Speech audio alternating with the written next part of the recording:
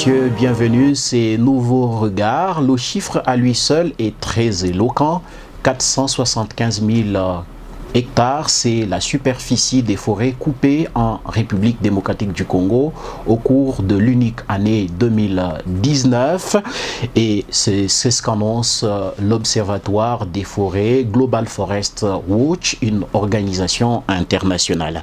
C'est l'équivalent, si vous calculez bien, de 6 fois la superficie de la ville de Lubumbashi tout entière.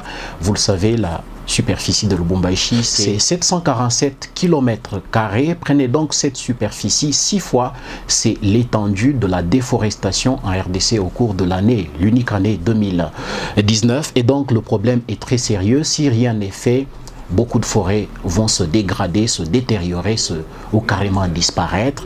Heureusement, certaines initiatives comme le projet Miombo de forêt communautaire, des protections des forêts, s'attaquent justement à ce problème de déforestation. Et donc, plus de 4 ans après que ce projet de forêt communautaire Miombo dans le Haut-Katanga existe, des localités, 20 au total, viennent d'obtenir, il y a plusieurs semaines maintenant, leur titre foncier de la part du gouvernement congolais qui a attribué donc ces titres fonciers à travers le gouvernement provincial, le gouverneur de province qui a signé ces documents.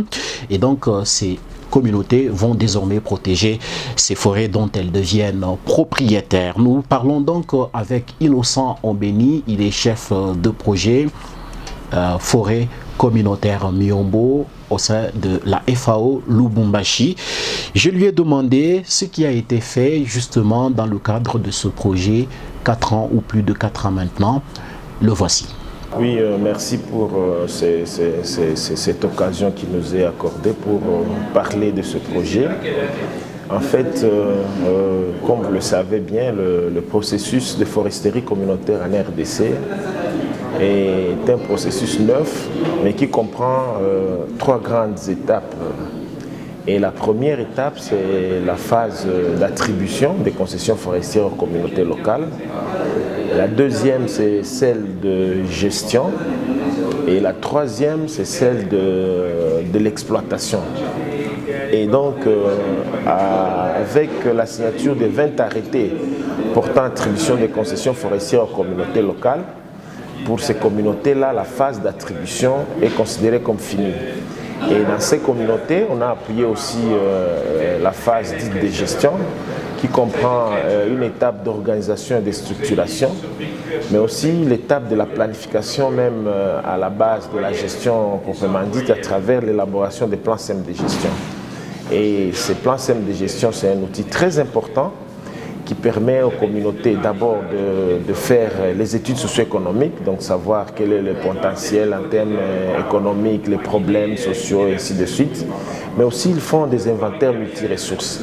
Ces inventaires permettent de connaître quel est le capital forestier, quelles sont les ressources forestières à gérer et le potentiel en termes de développement sur base de la gestion et de l'exploitation de ces ressources. Et le plan SEM de gestion contient aussi les règles de gestion proprement dites. Donc les communautés se décident voilà, comment telle ressource pourrait être gérée et comment est-ce qu'elle pourrait être exploitée, quels sont les revenus qui pourraient en découler, comment ces revenus seront affectés, ainsi de suite. Et donc cette phase aussi, on l'a terminée.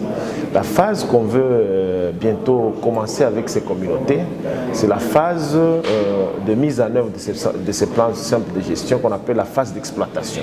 C'est cette phase maintenant qui doit rejaillir, qui doit permettre aux communautés de tirer tous les bénéfices possibles qu'ils peuvent tirer de leur forêt, mais aussi de respecter les règles de gestion qui se sont imposées afin d'avoir l'équilibre qui conduit au développement durable, c'est-à-dire un équilibre social, économique et écologique. Alors, exploitation, ça veut dire quoi concrètement? Est-ce que ça veut dire, enfin, les communautés peuvent commencer à couper ou exploitation, ça veut dire quoi précisément? Puisque en même temps, il faut planter. Oui, ça veut dire que lorsqu'on a fait les inventaires multiressources, les communautés ont identifié les richesses que contient leur forêt. Parce qu'un des objectifs de la foresterie communautaire, c'est de parvenir à l'amélioration des conditions de vie des communautés locales à travers l'exploitation de leurs ressources forestières.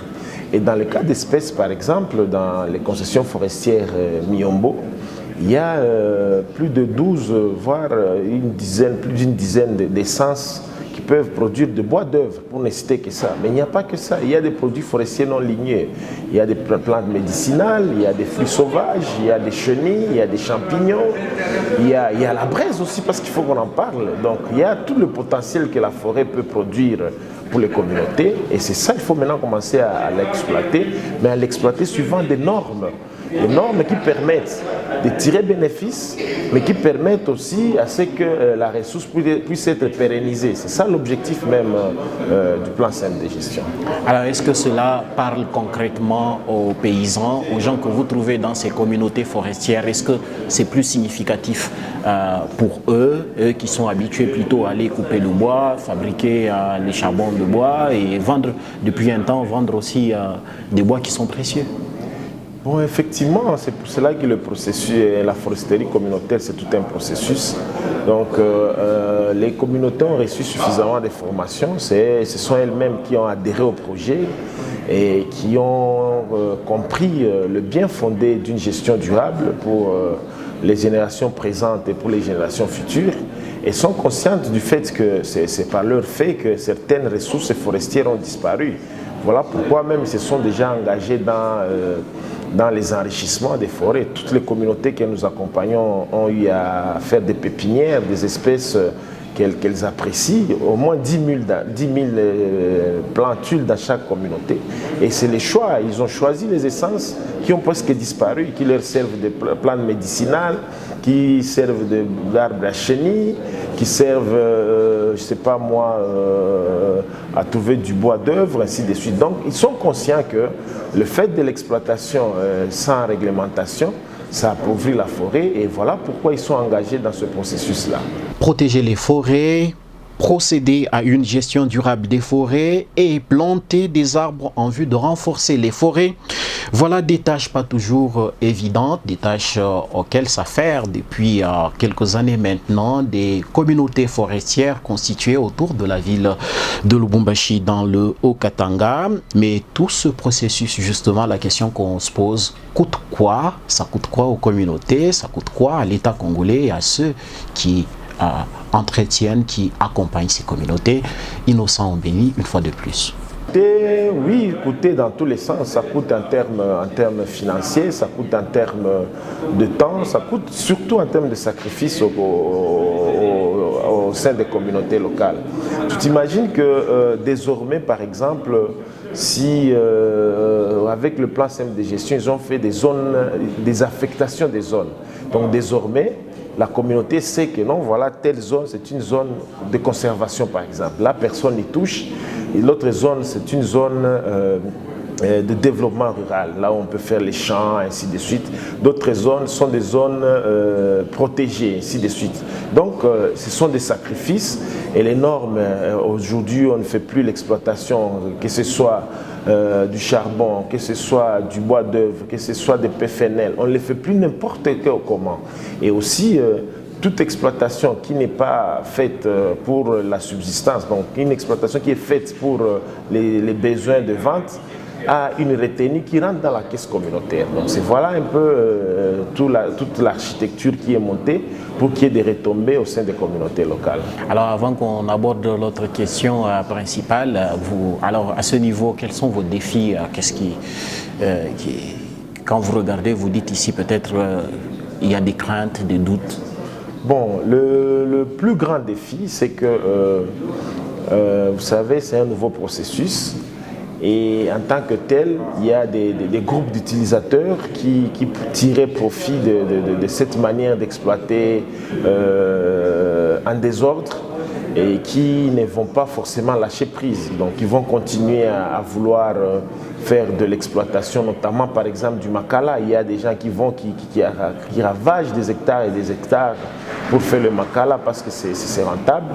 Et il y en a d'autres, des exploitants artisanaux du bois d'œuvre qui venaient avec un sac de sel donné aux communautés pour avoir du bois. Il y a donc, bref, il y a beaucoup de groupes d'utilisateurs, de groupes d'intérêts qui risquent de sentir leurs intérêts menacés et qui pourrait être un frein au succès du processus.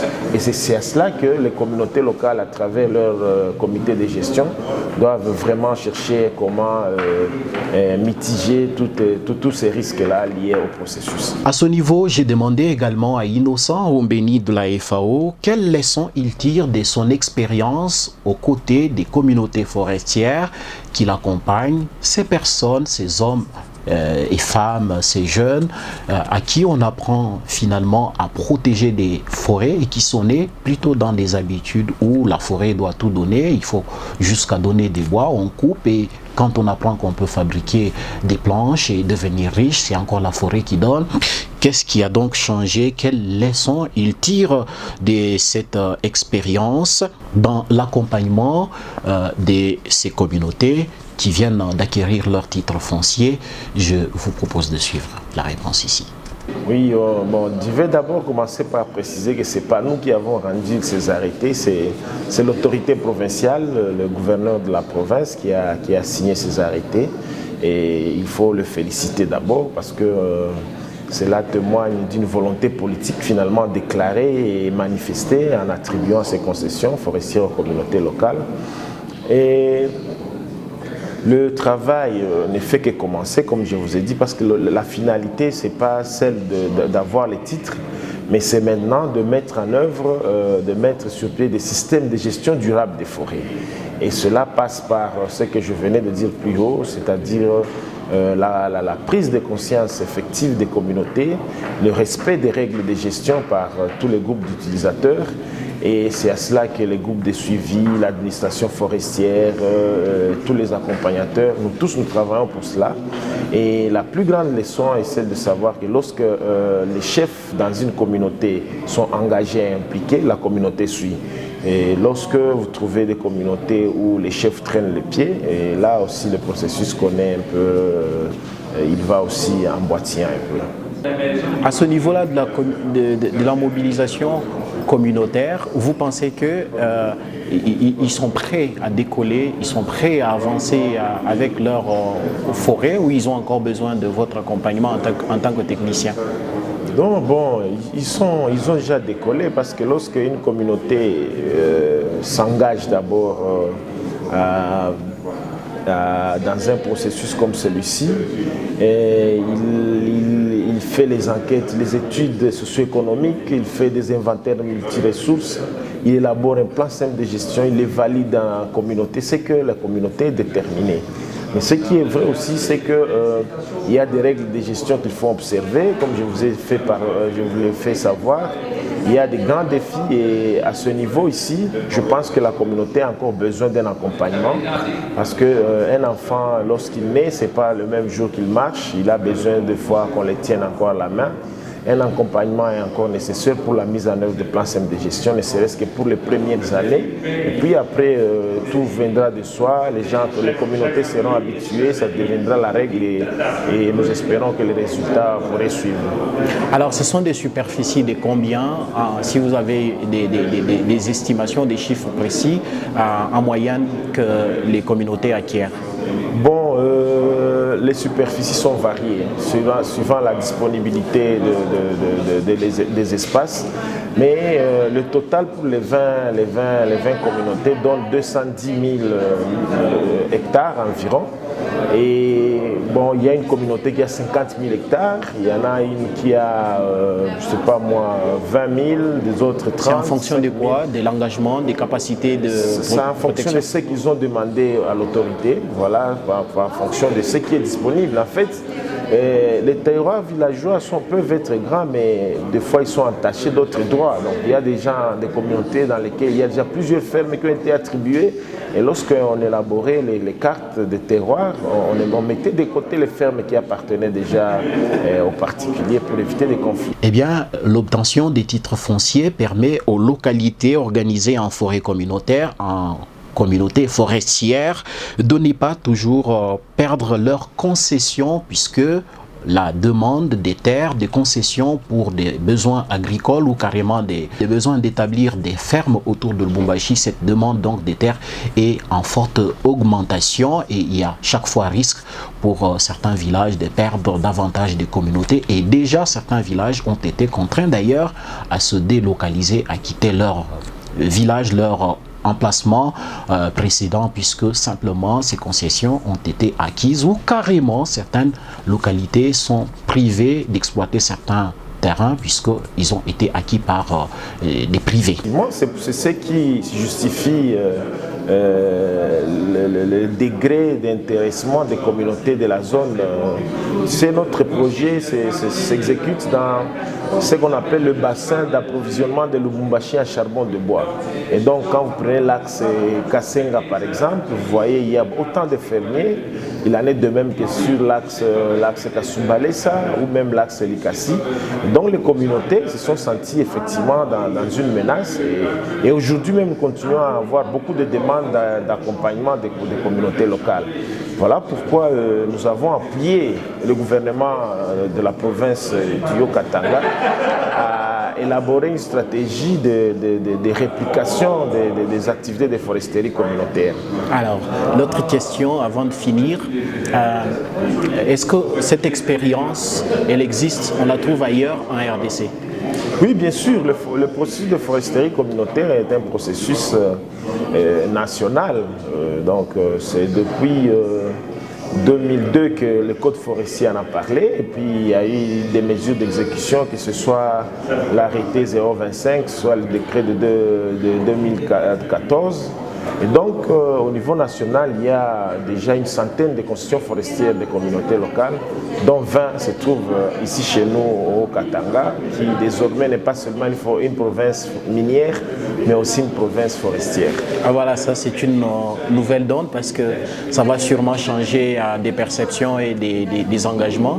Alors, qu'est-ce que ça coûte? Est-ce que vous avez des chiffres clés, ce financement au niveau provincial ou au niveau national, et d'où vient l'argent?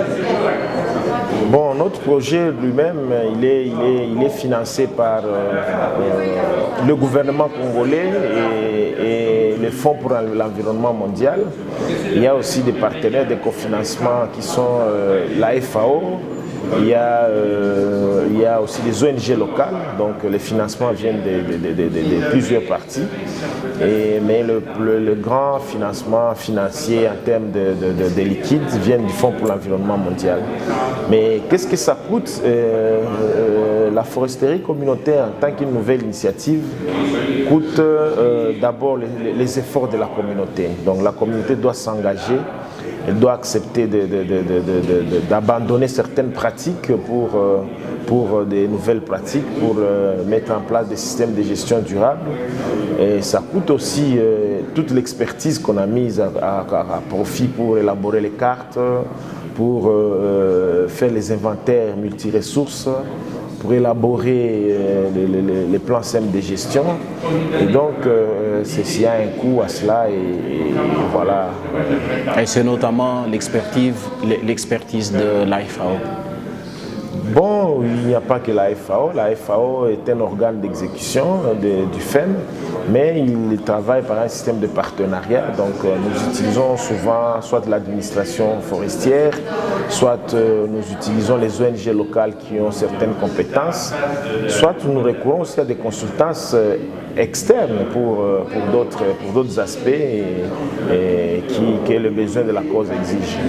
Eh bien, mesdames et messieurs, retenez aussi qu'au cours d'un tournage, d'un reportage dans la communauté des Shonongo sur la route Kasenga, c'est toujours dans la périphérie de Lubumbashi, j'avais rencontré en 2020 un conservateur qui travaille au parc de Kundelungu, qui est plutôt voisin de cette localité où s'organise une forêt communautaire, qui vient d'acquérir aussi ses documents, ses titres fonciers. Eh bien, ce conservateur donne ici son appréciation de ce projet Myombo qui consiste à constituer des forêts communautaires, un espoir de protection des forêts selon lui. Je vous propose de l'écouter. La gestion participative qui coïncide à la conservation communautaire. Donc nous devons faire participer la population à la gestion des ressources naturelles. Et comme je suis arrivé ici, le chef m'en a parlé. J'étais parti d'abord à Lubumbashi, ensuite je suis retourné ici pour visiter ce qu'ils ont fait. Et j'ai trouvé que c'était très intéressant. Dans la vie même professionnelle et dans la vie même privée, ça peut m'aider. Avec les chances que j'ai vues, c'est vraiment plus pratique. Ça donne un bon rendement sur le maïs. Je crois qu'on ne peut pas abîmer les sols. On est en train de conserver les sols parce que quand on parle de la conservation de la nature, on voit déjà l'utilisation durable et la protection de la nature. C'est ce vraiment qui m'a beaucoup intéressé. D'ailleurs, c'est une vision. J'ai trouvé que ça devient maintenant une réalité. Et je crois que vous avez mieux agi pour arriver à sensibiliser cette population riveraine du parc national de Kundelungu. Par exemple, dans la zone tampon ici du parc, en tout cas, il est strictement interdit de couper. De l'autre côté, on peut couper. Là, maintenant, c'est l'environnement qui va s'en occuper. Pour nous, nous sommes en train de conserver. Ils peuvent exercer certaines activités de champêtre autour de la zone tampon. C'est pour quand même essayer de donner accès aux ressources à la population riveraine du parc national de Kundelungu. J'ai aussi également, au cours de ce reportage en 2020 au village Shonongo, parlé avec le chef Shonongo lui-même, mais aussi avec son secrétaire, qui parle de leur engagement et des initiatives, des mesures qu'ils prennent en vue de prendre en main et de protéger les forêts communautaires. Et déjà, ils plantent des arbres et veillent à ce que ces arbres ne soient pas détruits ni par le feu, ni par ceux qui circulent dans la forêt des Miombo, une forêt tout à fait fragile et qui fait face très souvent à des feux de brousse. Tuona baelema bakusurveye moto ishingie mupori yetu, na kama muntu moto anachoma pori inapasha baelema bote bende bamufizite, bamupate, bamubambe, bamupeleke ku prison. Atupende ile projet yetu yarabike. Tunapenda bintu byetu biongoke, bale batoto batakomea nabo bakute ile michi, bayue majina ya michi kani, kimuchi fulani, kimuchi fulani kiko je.